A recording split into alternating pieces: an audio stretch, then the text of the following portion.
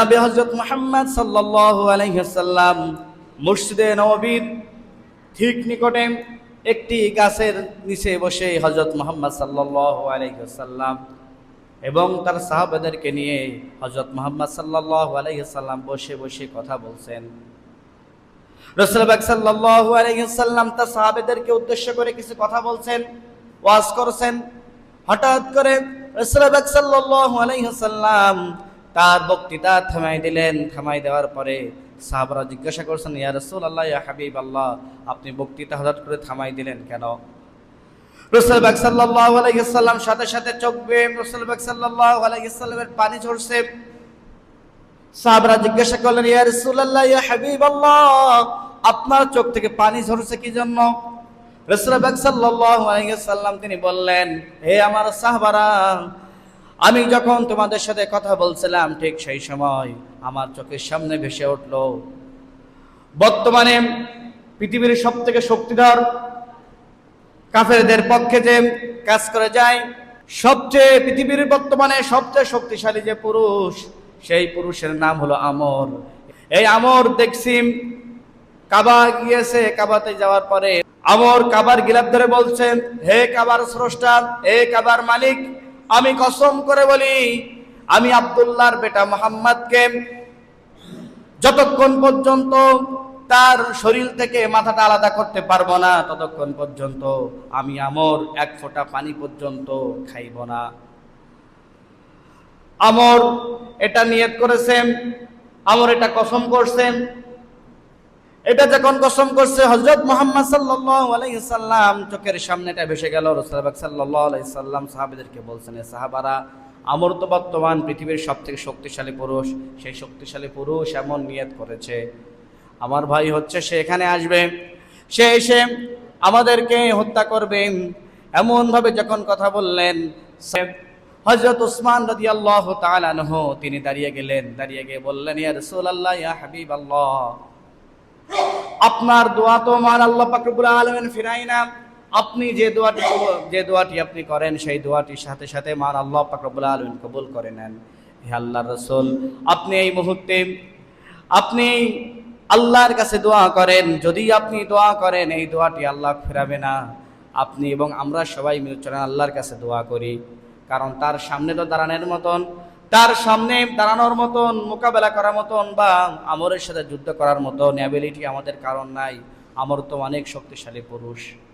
যে আমর সকালে খাবার খায় 25 কেজি খাবার খায় এবং সন্ধ্যায় খায় আপনার 21 কেজি, তাহলে মোট হলো কত কেজি? 25 কেজি এবং 21 কেজি, মোট কত? 46 কেজি।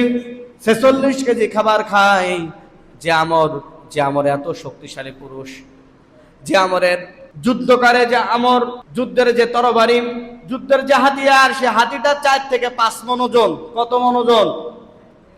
4 থেকে 5 মণ ওজন। এমন এক বিশাল দেহের অধিকারী, এক কথাই বলা যায় এমন এক দানব, মানবরূপী দানব। এমন দানবের নাম হলো আমর। ওই আমর যখন রাসূল পাক সাল্লাল্লাহু আলাইহি ওয়াসাল্লামকে হত্যা করার জন্য নিয়ত করেছে, সে তো অবশ্যই চলে আসছে।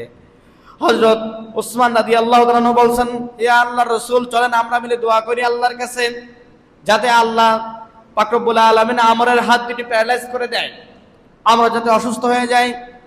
হযরত মুহাম্মদ সাল্লাল্লাহু আলাইহি ওয়াসাল্লাম তিনি ভাবলেন, ঠিক আছে, চলো আমরা সবাই মিলে দোয়া করি। হযরত মুহাম্মদ সাল্লাল্লাহু আলাইহি ওয়াসাল্লাম তার সাহাবাদেরকে নিয়ে 2 হাত উত্তোলন করলেন। রাসূল পাক সাল্লাল্লাহু আলাইহি ওয়াসাল্লাম তার বগল মোবারক পর্যন্ত দেখা যায়। রাসূল পাক সাল্লাল্লাহু আলাইহি ওয়াসাল্লাম 2 হাত উত্তোলন করার পরে আল্লাহর কাছে বলছেন, হে আল্লাহ, আপনি আমরের 2টি হাত, এই পর্যন্ত বলতে পারলেন রাসূল পাক সাল্লাল্লাহু আলাইহি ওয়াসাল্লাম। রাসূল পাক সাল্লাল্লাহু আলাইহি ওয়াসাল্লাম তিনি বললেন, হে আল্লাহ, আপনি আমরের 2টি হাত। তারপরে আর কথা বললেন না। সাথে সাথে আমার আল্লাহ পাক রব্বুল আলামিন জিবরাইল আলাইহিস সালামকে বলে দিলেন, হে জিবরাইল, চলে যাও আমার বন্ধুর নিকটে, আমার বন্ধুর কাছে তুমি এই ওহীটা পাঠাই দাও। এই হাত শুধুমাত্র দোয়া করার জন্য হাত নয়, এই হাতটা হলো যুদ্ধের ময়দানে শত্রুর সামনে এই হাত দিয়ে যুদ্ধের ময়দানে বীরের মতন লড়াই করার জন্য এই হাত প্রয়োজন। ঠিক কিনা? সাথে সাথে মান আল্লাহ পাক রব্বুল আলামিন পবিত্র কোরআনুল কারীমের আয়াত নাযিল করে দিলেন। মান আল্লাহ পাক রব্বুল আলামিন বলছেন, ইয়া আইয়ুহান নাবিয়্যু হাররিদিল মুমিনিনা আলাল কিতাল। হে আমার রাসূল, আপনার যে দুইটি হাত দিয়েছি, ওই দুইটি হাত শুধুমাত্র দোয়া করার জন্য নয়, ওই দুইটি হাত শত্রুর সামনে অস্ত্র ধরে তাদের বিরুদ্ধে যুদ্ধ করার জন্য ওই দুইটি হাত আমি দিয়েছি। বলি সুবহানাল্লাহ।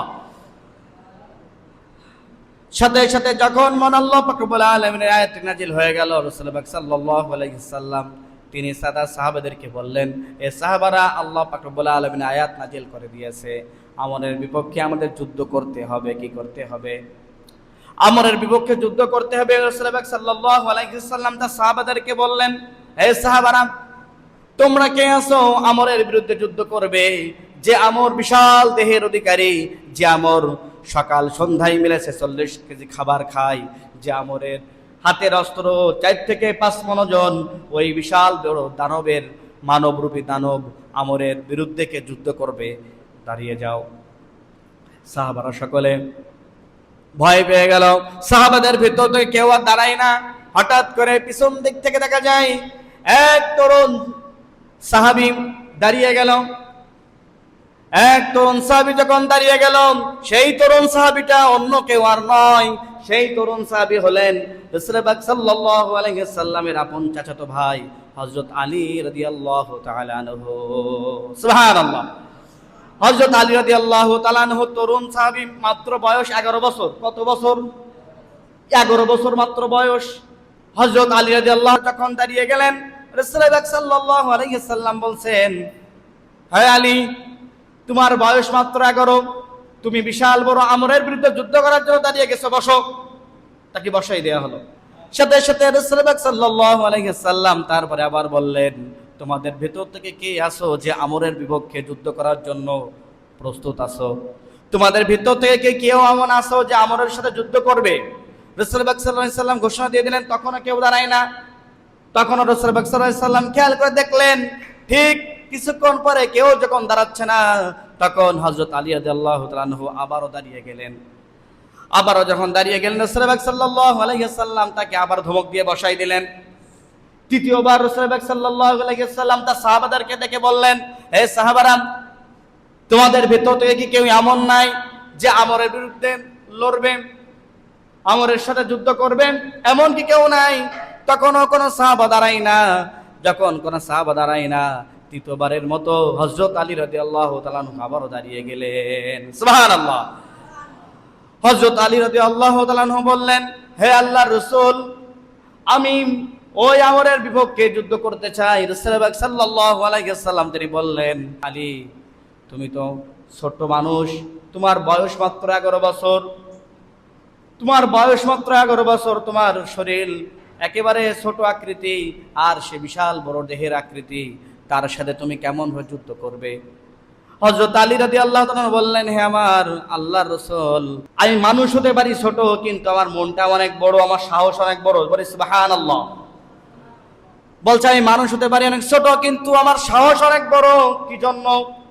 কারণ আমার সামনে যিনি আছেন, তিনি পৃথিবীর অন্য কোনো সাধারণ কোনো মামুলি ব্যক্তি নয়, তিনি হলেন আল্লাহর রাসূল, আল্লাহর হাবিব হযরত মুহাম্মদ সাল্লাল্লাহু আলাইহি সাল্লাম। আল্লাহর হাবিব সাল্লাল্লাহু আলাইহি সাল্লামের দোয়া যদি আমার সাথে থাকে এবং আমার রব যদি আমার সাথে থাকে, সারা পৃথিবী আমি জয় করতে পারবো। সুবহানাল্লাহ। এমন ভাবে যখন হযরত আলী রাদিয়াল্লাহু তাআলা আনহু তেজস্বী বক্তব্য রাখলেন, 11 বছর বয়সী যুবক, তখন হযরত মুহাম্মদ সাল্লাল্লাহু আলাইহি সাল্লাম অবাক হয়ে গেলেন। হযরত মুহাম্মদ সাল্লাল্লাহু আলাইহি সাল্লাম তিনি বললেন, ঠিক আছে, তুমি তো তার সাথে যুদ্ধ করবে, যুদ্ধ করার জন্য তোমার কাছে কি আছে? তোমার কাছে অস্ত্র আছে কি? হযরত আলী রাদিয়াল্লাহু তাআলা বললেন, আমার কোনো অস্ত্র নাই।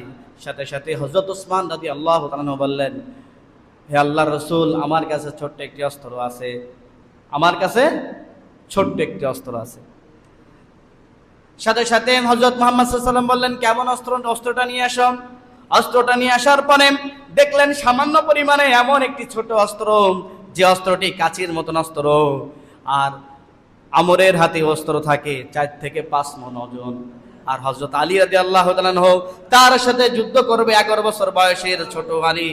তার অস্ত্র আমাদের দেশের কাছের মতন অস্ত্র।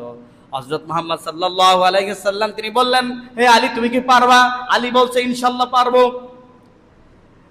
হযরত আলী রাদিয়াল্লাহু তাআলা আনহুর কথা শুনে রাসূল পাক সাল্লাল্লাহু আলাইহি সাল্লাম অবাক হয়ে গেলেন। রাসূল পাক সাল্লাল্লাহু আলাইহি সাল্লাম অস্ত্রটা নিলেন। অস্ত্রটি নেওয়ার পরে হযরত মুহাম্মদ সাল্লাল্লাহু আলাইহি সাল্লাম অস্ত্রের উপরে 3টা ফু দিলেন। কি দিলেন? 3টা ফু দিয়ে দিলেন। 3টা ফু দেওয়ার পরে হযরত আলী রাদিয়াল্লাহু তাআলা আনহু সাহাবারা সকলে মিলে প্রস্তুত। কার জন্য? আমরের জন্য। কার জন্য? আমরের জন্য। আমর বিশাল বড় দেহের অধিকারী চলে আসলো। আমরের চেহারা দেখলে অনেকে ভয়ে থরথর করে কাঁপছে। বিশাল বড় দেহের অধিকারী দানব, মানবরূপী দানব, যে দিনে রাতে 46 কেজি খাবার খায়, যে বিশাল বড় দেহের অধিকারী, যে যুদ্ধ করতে আসে, তার সাথে যে অস্ত্র আছে সেই অস্ত্রটিকে 4 থেকে 5 মণ ওজন, এমন ভারী দেহের অধিকারী, এমন ভারী অস্ত্র, এমন বিশাল বড় দেহের অধিকারী। সকল সাহাবারা তখন ভয়ে থরথর করে কাঁপে। আর হযরত আলী রাদিয়াল্লাহু তাআলা আনহু তিনি তার ছোট্ট ওই অস্ত্র দিয়ে বিশাল বড় একটি দাগ কাটলেন। বিশাল বড় দাগ কাটার পরে আমরকে বললেন, হে আমর, তুই যদি তোর বাবার বৈধ সন্তান হয়ে থাকিস, তুই যদি তোর মায়ের বৈধ সন্তান হয়ে থাকিস, তাহলে তুই এই দাগের ভিতরে আয়। তোর একদিন কি আমার একদিন। মানুষ ছোট কিন্তু সাহস অনেক বড়। বলে না ছোট মরিচে ঝাল বেশি, ছোট মরিচে ঝাল বেশি।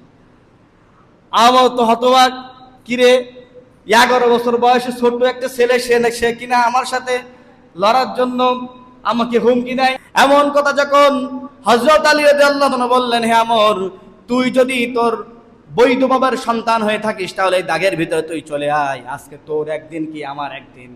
তুই যদি এই দাগের ভিতরে চলে আসিস, তোকে আমি জীবন্ত এখান থেকে ফিরে দিতে দেব না। হযরত আলী রাদিয়াল্লাহু তাআলা যখন এমন ভাবে তার সাথে জোরে জোরে চিৎকার করে কথা বলছেন, চোখে চোখ রেখে, হযরত আলী রাদিয়াল্লাহু তাআলার কথা শুনে আমর হতবাক হয়ে গেলেন।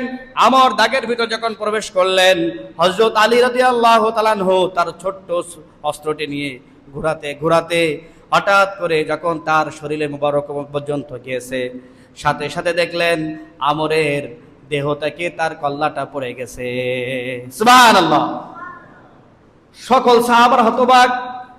যখন হযরত আলী রাদিয়াল্লাহু তাআলা আনহু তার মাথার কল্লাটা ফেলাই দিল, যুদ্ধের পরে হযরত মুহাম্মদ সাল্লাল্লাহু আলাইহি সাল্লামকে বলছেন, আল্লাহর রাসূল, আল্লাহর কসম করে বলি, আমি যখন তরবারিটা ঘোরাতে ঘোরাতে তার সামনে করে নিয়ে গেলাম, আমি কিন্তু তার মাথার উপরে আমি কিন্তু জবাই করার জন্য চেষ্টা করি নাই।